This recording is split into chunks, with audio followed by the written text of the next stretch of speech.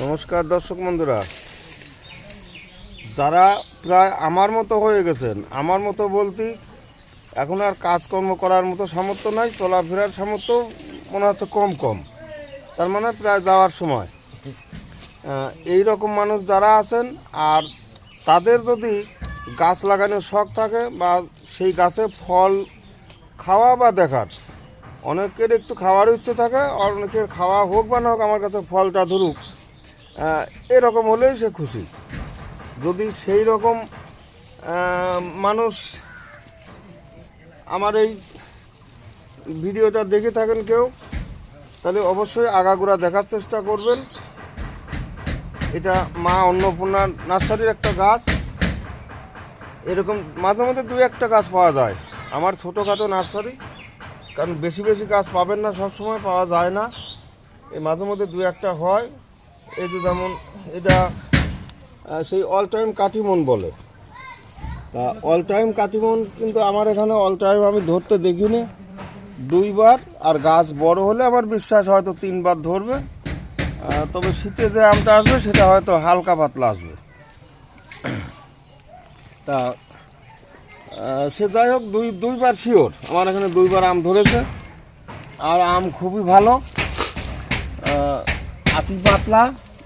যারা জানেন তারা তো জানেনই, কিন্তু যারা এখনও জানেন না, এই আম কোনো গাছে 150-200 গ্রাম ওজন হয় যদি অতিরিক্ত ধরে, গাছ দুর্বল থাকে।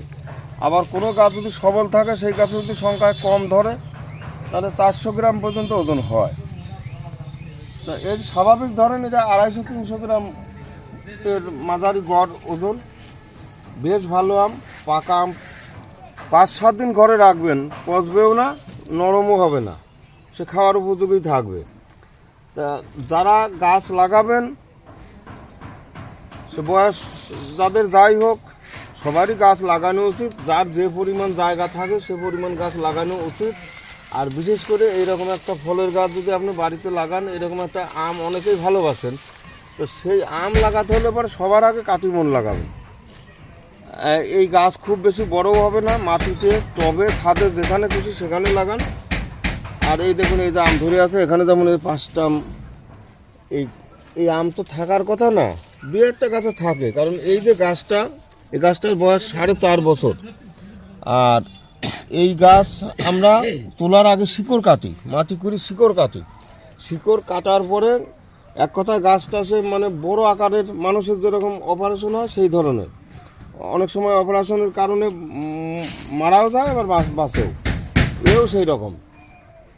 তা গাছ বাঁচা তারপর আবার ফল রাখা, এটা খুব কমই থাকে। তবে এই গাছটা এখানে এক মোটায় 5টা, এখানে একটা, এখানে 2টো, এইগুলি দেখা যাচ্ছে। আর সব ঘুরে গেছে, গাছ ভর্তি আম ছিল। এই গাছটা আজকে আমরা তুলবো, তোলার সময় হয়ে গেছে। এই গাছটা তুলবো।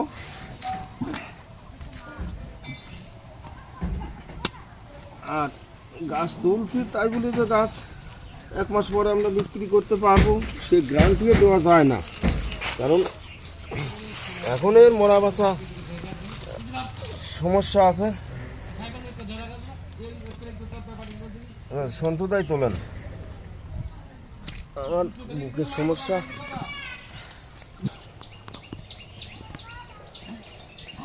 দর্শক বন্ধুরা, যে কাটিমন গাছটা আমরা তুলতে গেলাম, যে থোকা ধরা আম আছে, কোনো কারণবশত গাছটা আজকে তোলা হলো না, ওটা আগামী দিনে আমরা তুলে দেখাচ্ছি।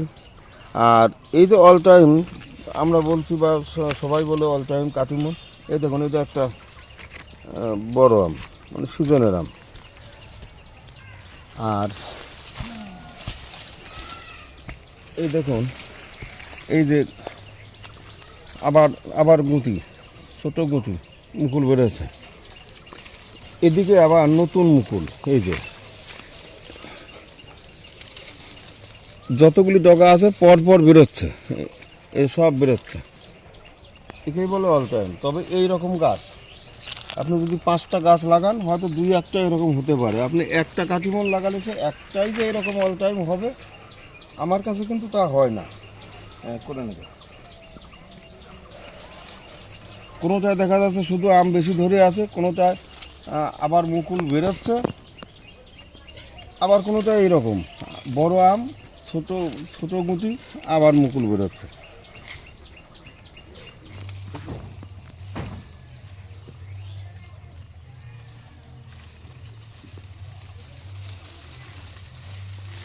আমি কি বলি আচ্ছা দাদা,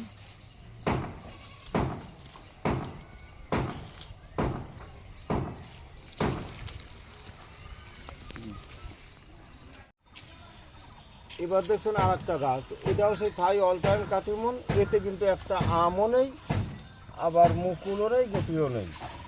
হয়তো মুকুল তো আসতো যদি শিকড় কাটা না হতো।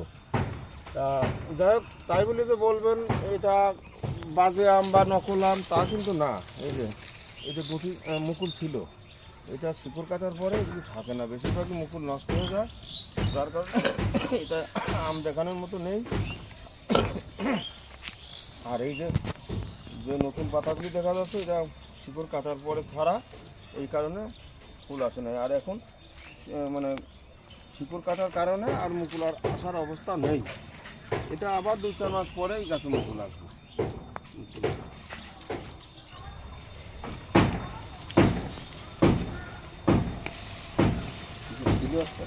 না ওই শিকড় ধরে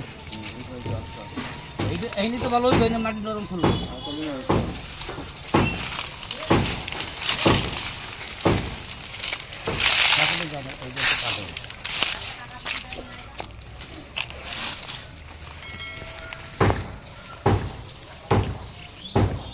কাটতে